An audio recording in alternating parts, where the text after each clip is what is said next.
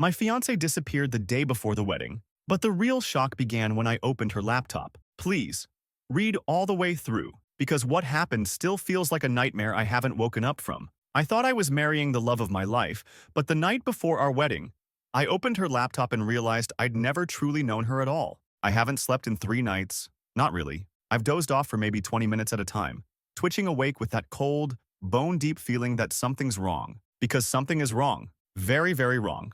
I'm Ben, 32, male. And 2 days ago, I was supposed to marry the love of my life, Ava, 29, female. We were together for 5 years, engaged for the last 14 months. She was my everything, the person I saw every future version of myself with. Now she's gone, literally. She vanished the day before the wedding, not had a cold foot moment and called it off. She disappeared.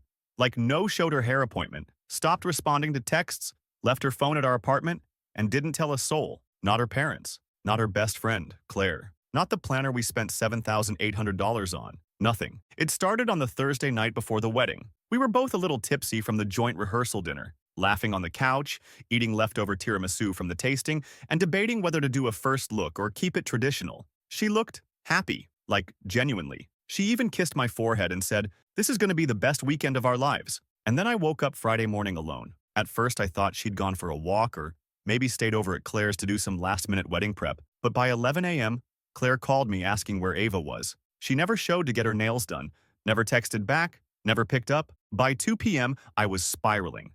We called the hospitals, the police. I drove to every place I thought she might have gone. Her favorite bakery, the bookstore near campus, even the trailhead we used to hike back when we first started dating. Nothing. Her purse was still here. Her keys were missing, but her car was in the garage. No sign of a break-in. No notes. Her suitcase was gone, but not her wedding dress. It was still hanging in the guest room. That part really screwed with my head. That and her laptop. I didn't touch it at first. It felt invasive, like a betrayal of trust. But by midnight, I was desperate for answers. I needed to see something. An email, a chat, anything that would explain how the woman I loved could vanish without a word. The laptop was on her desk, still plugged in. I opened the lid, and what I found wasn't a note, wasn't a goodbye. It was a hidden folder labeled Project Ivy, buried behind a maze of password-protected directories and renamed zip files. I only found it because I remembered the passcode she used to use back in college, her first cat's name, and the year she graduated. I thought maybe it was a manuscript Ava loved to write, or maybe some kind of mental health journal she hadn't told me about. What I didn't expect, what I still can't wrap my head around, is what was actually in there. There were dozens of Word docs, long, detailed character breakdowns, files with headers like Ben Dossier, staging timeline, emotional response mapping, and spreadsheets. So many spreadsheets, mapping our relationship, our conversations, our sex life, my job, my parents. It was like someone had been studying me, testing me. But the author, the name on every draft, was Ava's. The woman I was supposed to marry had been documenting our relationship like a fuxing experiment, and I was the subject. And this was only the beginning. I didn't want to believe what I was seeing. I kept blinking at the screen like maybe exhaustion was playing tricks on me. Like maybe she was working on some weird immersive fiction project and hadn't told me yet. But the deeper I looked, the harder that delusion was to hold on to. She had dates logged. 3/18. Initiated controlled disappointment. Result, subject apologetic, quick to compromise. Noted decrease in emotional baseline. 4/7. Withheld affection for 3 days. Subject initiated reconciliation. Logged increased anxiety behaviors. Subject, that's what she called me. Every line, every entry, was like being stabbed with a needle I couldn't pull out. Ava didn't just keep notes. She ran simulations. She'd predicted my responses, compared them to expected behavioral models. Some entries even referenced adjustment protocols. What the hell does that even mean? And then there were the videos, stored in a hidden folder inside the hidden folder. Passworded again, but I guessed it on the third try. My birthday. That hurt more than I can explain. They weren't sex tapes or anything like that, nothing salacious. But somehow that made them worse. These were recordings of our fights, our private arguments, our hardest moments. Edited down, time-stamped, and annotated. There was a clip from last November when I forgot to call her during a work trip and she got cold and distant for 2 days. I remember thinking I'd just messed up and she needed space. But in the video, she's staring directly into her phone after we hang up and muttering, "Okay, let's see if he apologizes," without prompting. I did, like an idiot. I called back 2 hours later, freaking out. Told her I missed her, told her I was sorry. She smiled at the camera, wrote something in a notebook, and kept filming. The folder went back years, years. From the second year of our relationship onward, it was like she'd flipped a switch. Nothing was natural. Nothing was real. It was data collection. From the clothes she wore to what she cooked to when she initiated intimacy, it was all part of some grotesque social experiment. And the worst part? I think I was the control group. One file stood out. It was named Test Group B. Inside was a spreadsheet comparing me to two other people, Evan, 2016, and Luca, 2017 to 2018. I recognized both names, old boyfriends. She had notes on them too. Psychological profiles, behavior during conflict, tendency to gaslight. Evan, mild narcissistic traits. Luca, she was running some kind of long-term psychological study on relationships, on men, and I was her goddamn thesis. I slammed the laptop shut and just sat there, shaking, crying. Not even angry yet, just hollowed out, like someone had scooped out my insides and replaced them with concrete. Who the hell was this woman I was about to marry? I looked around our apartment and saw it all differently. The framed photo on the bookshelf, us at a vineyard in Oregon, suddenly felt staged. The handwritten notes she used to leave in my lunch? Were they experiments too? Was any of it real? I didn't sleep that night. I just kept rereading everything, like I'd find a line where she admitted it was all fake, some elaborate joke, some artistic thing I wasn't smart enough to understand. But she meant every word, and she was still gone. I didn't go to the police, I probably should have.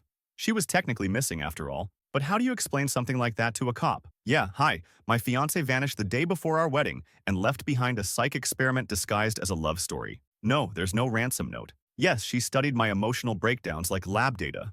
No, I'm not on drugs. Instead, I sat in the living room surrounded by wedding decorations we'd never use. The Mr. and Mrs. sign mocking me from the mantle, our unity candle. The floral arrangements her mom had driven 5 hours to deliver, all of it suddenly radioactive. Around 6 a.m., her maid of honor, Claire, showed up, let herself in with the spare key. I didn't even hear the door. Ben? Her voice was small, cautious. What the hell is going on? Ava's mom is freaking out. She called the hospital, the airport. Do you know anything? I just pointed to the laptop on the table. She read in silence for 20 minutes. Didn't say a word until her hand shot up to cover her mouth. Jesus Christ, I nodded. She documented you. Yeah, like, ethically? Was this for a class? Some study? No, I said. My voice was shredded. I don't think this was for anyone. I think this was just her. Claire looked physically ill. I've known Ava since college. She was always intense, smart, like scary smart. But this is sociopathic, Ben. I wanted to argue, to defend her. Because up until 24 hours ago, I would have sworn she was just anxious, a perfectionist, maybe even a little neurotic. But this was calculated, cold. There was no version of this that was innocent. Claire stood and started pacing. We have to find her. She doesn't want to be found. She's missing, Ben. I hesitated, then opened the browser and clicked through her bookmarks. One of them caught my eye, a tab for an anonymous forum. Username, The Observer 91. She had over 400 posts. All of them, stories. Not public, password protected or marked draft. But the titles? Phase 1, Immersion. Phase 3, Trigger Conditioning. Control V, Influence. A live comparison. Exit Strategy. And that one, Exit Strategy, was posted 3 days ago. Claire was staring at the screen, jaw slack. She planned this. Holy hell. She didn't get cold feet. This was always the endgame. My stomach turned. That's when I realized something else. She didn't just run a study. She didn't just leave. She ghosted me on purpose. As part of the experiment. She wanted to observe my response. Probably expected me to lash out, fall apart, spiral into grief so she could measure the aftermath. I wasn't just her fiance. I was part of the lab. And I wasn't done reading. Because in the next folder, there was something even worse than all the videos. All the annotations. There was a second document titled Post-Ben Hypotheses. And it began with, if my projections are correct, subject will breach privacy protocol and access files within 48 hours. He will then begin a predictable emotional spiral, including but not limited to rage, denial, fixation, self-doubt, and eventually, retaliation. I froze. She wasn't just watching me. She was daring me. I think I laughed. Not because it was funny, because it was so far past absurd my brain short-circuited. Retaliation. That was the last word in her hypothesis. It was like she'd left breadcrumbs on purpose. A trap. She didn't just know I'd look. She wanted me to. She'd designed this exit as some final stage of the experiment. A test. One last page in her dissertation of destruction. Claire leaned over and kept reading. Ben, she has a whole emotional timeline here. Stage 1, panic. Stage 2, search. Stage 3, betrayal awareness. Stage 4, Narrative recalibration. She wrote those words, like she's mapping the plot of your fucking grief. She's trying to script me. Claire didn't answer. She just pointed to a paragraph that made my blood run cold. If subject chooses to go public with findings, probability of victim complex increases by 65%. Anticipated online response, sympathy-driven. Risk, low. Outcome, validation. Loop neutralizes confrontation. She knew I'd tell someone. Maybe Reddit, maybe friends, and she'd already accounted for it. I was sitting there, spiraling, when Claire said something I'll never forget. She didn't run a study. She played God with your heart and dressed it up as science. That snapped something loose in me. I stood up so fast the chair fell over. Screw this, I said. I'm done being the variable in her psych play. She wants retaliation? Fine. I'll show her what the control group does when he wakes the hell up. Ben, wait.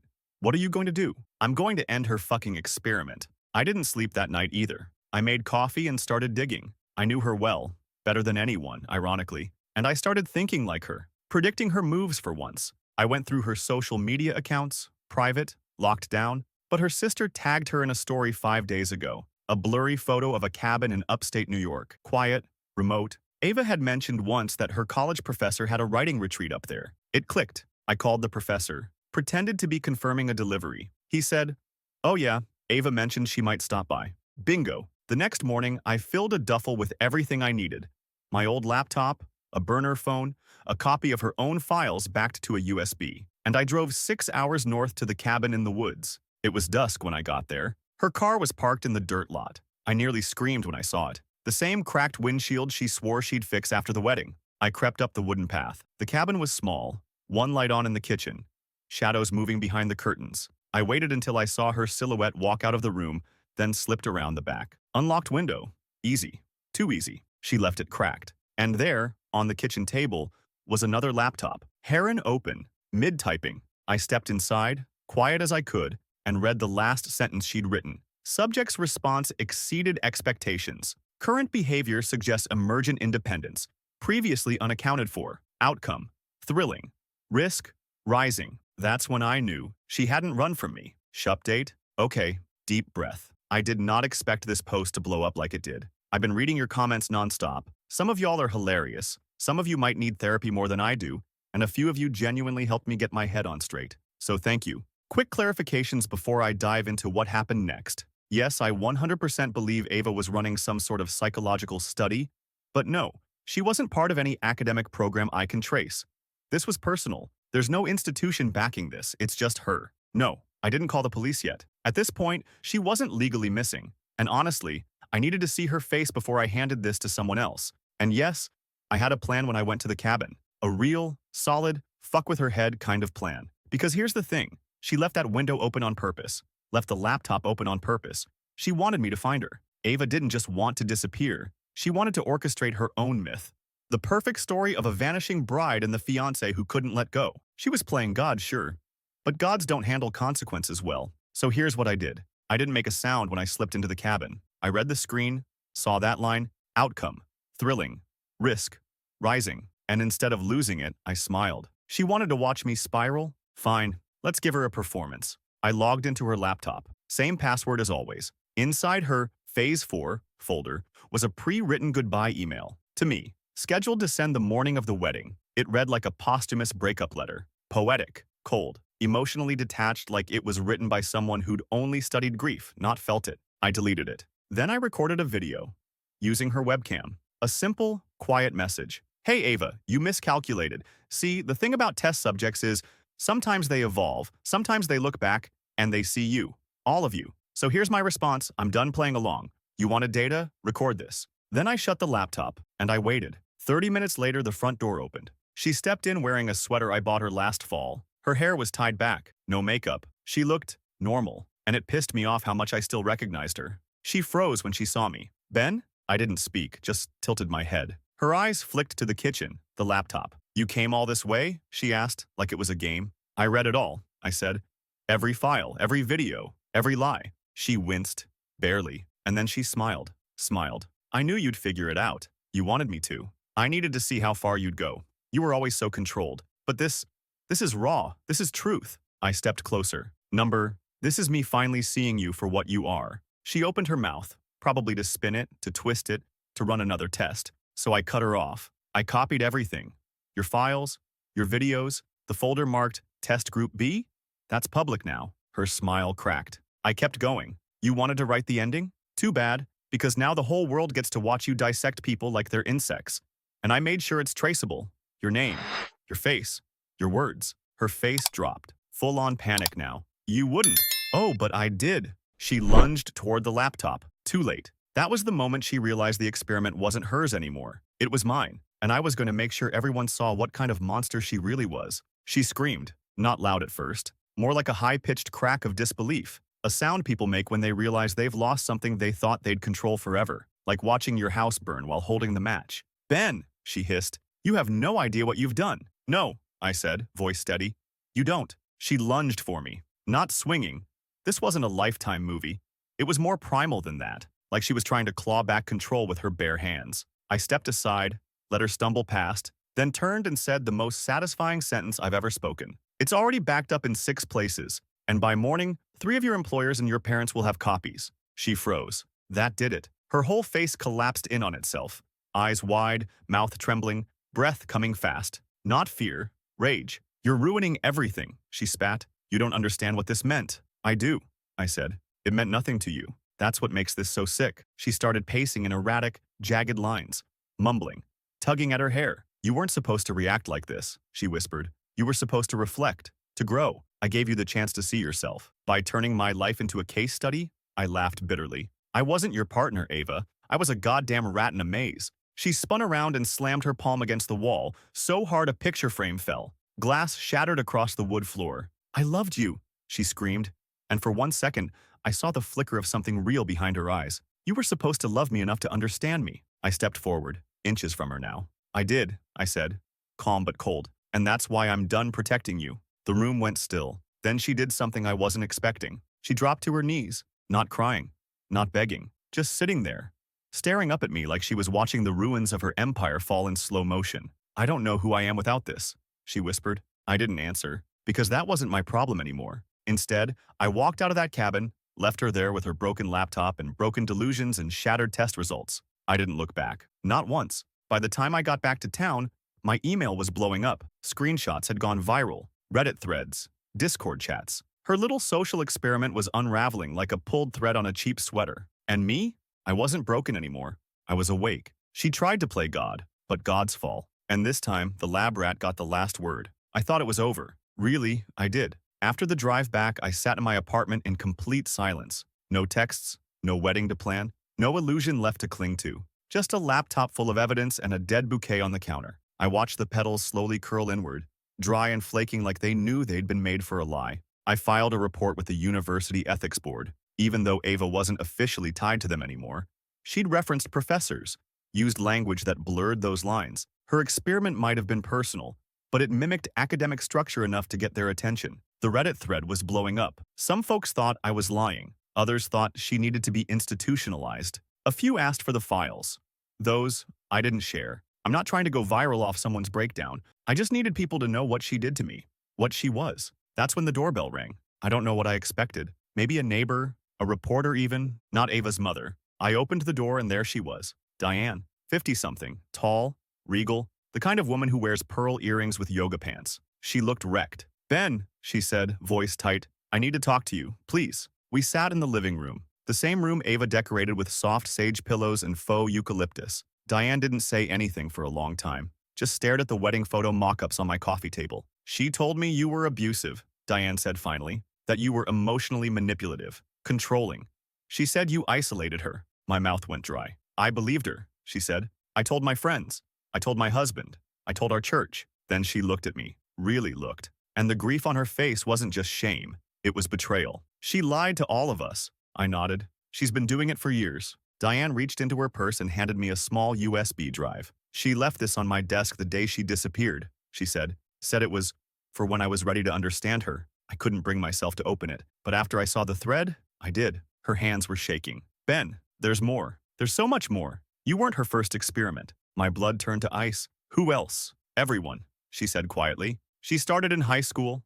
Her therapist, her cousin, even me. I didn't know what to say. She's not well, Diane said. I knew she was brilliant, but I didn't know she was fractured. She needs help. She needs accountability, I said. And the people she hurt? They need the truth. That night, I opened the USB, and what I found was worse than I imagined. Because Ava didn't just study people, she broke them on purpose, then documented their reactions. One girl tried to take her own life after Ava exposed her secrets in some trust exercise journal. A boyfriend she ghosted on a cross-country trip had to be hospitalized after a breakdown. A professor resigned after someone anonymously submitted Ava's notes to the dean, notes where she detailed seducing him for data. She left a trail of ruins, and I was just the latest. That's when I knew. This wasn't just about revenge anymore, it was about stopping her. Update 2. Welp. She found out, and she exploded. First came the emails. 15 of them in 1 hour. Subject lines like, reconsider, please Ben, urgent response required, and my personal favorite, you're making a mistake you can't undo. Each one was a different version of Ava. The academic, the victim, the lover, the cold tactician. She cycled through them like personalities on a roulette wheel, trying to find which one would make me flinch. I didn't respond, so she escalated. Next came the phone calls. But not just to me. She called Claire, my boss, my mother. She told them I was having a psychotic episode, said I was unstable and vengeful and fixated on her. Claire blocked her instantly. My mom called me crying, and when I told her everything, she believed me. Thank God. But the worst part? She showed up at my apartment. It was around 10:45 p.m. I'd just gotten out of the shower, towel around my waist, hair dripping, and suddenly there's a knock. Not the kind of knock people use when they're being polite, the kind that demands entry. I looked through the peephole. It was Ava. Pale, hair disheveled, no makeup, barefoot. I didn't open the door. Ben, she whispered through the wood. Please, you're hurting me. I didn't speak. You made your point, okay? I get it. You won. You exposed me. Are you happy now? I stayed silent. Then her voice cracked. I loved you, she said. Even if it was through the lens of a process, I still chose you. Doesn't that count for anything? That's when the rage kicked in. No, I said finally. You didn't choose me. You built me. Like a project. Like a goddamn diorama. And now that your fantasy's shattered, you want to rewrite the ending? Silence. Then came the sound of her fist hitting my door. Hard. Over. And over. You don't get to reduce me to this, she screamed. You don't get to frame the narrative. I was the observer. I decide what this means. Neighbors started peeking out their doors. I heard someone mutter, should we call someone? And then Ava screamed loud enough to rattle the hallway. I'm the author! And I swear to God, I laughed. Loud, bitter, unhinged laughter. Because that's exactly what this was to her. A book, a paper, a fuxing experiment. And me? I just flipped the final page. Security escorted her out. She fought it, of course, cried, collapsed to the floor. But she went. She hasn't come back since. The university launched an internal investigation. I forwarded everything to a legal team. Her old friends are reaching out to me. Some to apologize, some to share their own stories. Turns out I wasn't her first subject. But I'm damn sure I'll be her last. I thought the chaos was over. That she'd burned herself out like a fire that finally ran out of air. But Ava doesn't just go quietly. She rebrands. 2 weeks after the meltdown in my hallway, I got a DM on Instagram. Not from Ava, someone named Marianne Lenz. The account looked like your typical wellness page. Pastel backgrounds. Quotes about radical authenticity. Captions like, you are not your trauma. You are the story you write. Except the stories? They were mine. Details ripped straight from her notes. One post read, when a subject fails to regulate after confrontation, it reveals the rigidity of his emotional scaffolding. Love becomes performance. Pain becomes spectacle. Another showed a blurry, cropped image of our living room. My living room. She was publishing the experiment under a new identity, as fiction. Inspired by real emotional fieldwork, she called it, and people were eating it up. Dozens of followers. Comments like, this is so raw, and you're so brave for sharing this lens. One woman wrote, this helped me understand my breakup so much. I felt sick, violated, like my insides were on display at a museum I never agreed to build. So I messaged her. Just one line. Take it down, or I will. She didn't respond, but 2 hours later the entire page was gone. Not because she listened, because I'd already sent the link to the university's review board, and her potential publisher, and a subreddit that archives abusive manipulation cases for survivors. It spread. Fast, the comments turned. People started asking, wait, is this the guy from that Reddit post? Screenshots resurfaced. Comparisons were drawn. Someone even found a forum where Ava once posted anonymously about emotional disruption as narrative architecture. It wasn't just unethical, it was dangerous. And then the emails started rolling in. From strangers, people she'd dated, worked with, even mentored. They'd all been tested too, subtly, quietly. pieces of themselves pulled apart and categorized without ever knowing why they felt so off afterward. One woman wrote, "I thought I was going crazy. Reading your story gave me language for what happened to me. And that's when I knew. This wasn't just my story anymore. This was a pattern. And Ava wasn't just a broken person doing damage in the dark. She was a storm. And storms don't stop until something breaks them wide open. I was done surviving her. Now it was time to make sure no one else ever had to. I went to the cabin one last time. Not to confront her. She was gone. Hadn't been back since that night she banged on my door screaming about being the author. I went to retrieve something else. The binder. The original one. The one with handwritten notes, paperclip diagrams, and smudged annotations in blue ink. The raw version of Project Ivy before it became zip files and spreadsheets. I wanted it for one reason, the hearing. The university called it a misconduct review, but the truth? It was the closest Ava would ever get to being held accountable. An internal panel, witnesses, evidence, and me. I showed up in a suit that didn't quite fit, clutching a folder full of documents that made my hands shake. Claire was there too. So were two others, people Ava had observed before me. She'd cataloged their relationships, their traumas. One guy had nearly lost his job after she staged a fake pregnancy scare to analyze male protective instinct. I spoke last, told them everything. The laptop, the videos, the cabin, the screaming at my door, the Instagram account, the DMS from strangers. I read excerpts from her own notes, played a clip where she whispered to her camera, "If he cries, it's working." The room was silent until one professor whispered, "My God." A week later, I got the letter. Ava was blacklisted from the department, from any affiliated academic research projects. If she ever tried to publish anything related to Project Ivy under a university name, they'd pursue legal action. But that wasn't the satisfying part. The satisfying part? Her parents cut her off. Financially, socially, publicly. Diane made a Facebook post, one of those long, carefully worded ones that reads like a soft disownment. "We are heartbroken by the actions of our daughter and stand with the victims of her choices. Love does not make a laboratory of those who trust us." I stared at those words for a long time. Love does not make a laboratory. Goddamn right it doesn't. Last I heard, Ava had moved states, deleted all her socials, went dark. Maybe she's journaling somewhere, trying to rewrite this whole thing in a way that makes her the misunderstood genius instead of the architect of emotional arson. Doesn't matter, because for the first time since this nightmare began, I'm sleeping again, eating again. I bought a punching bag for the living room and started therapy. Claire and I still talk. So do a few of the others. We've joked about forming some kind of support group for former subjects. Maybe we will. I don't check Ava's name online anymore. I don't need to. The truth is out. She doesn't control the story now. I do. And if she ever tries to come back, I've still got the binder, and the backups, and the entire damn internet behind me. But mostly, I've got peace. And after everything she took from me, that's the one thing she never expected me to keep.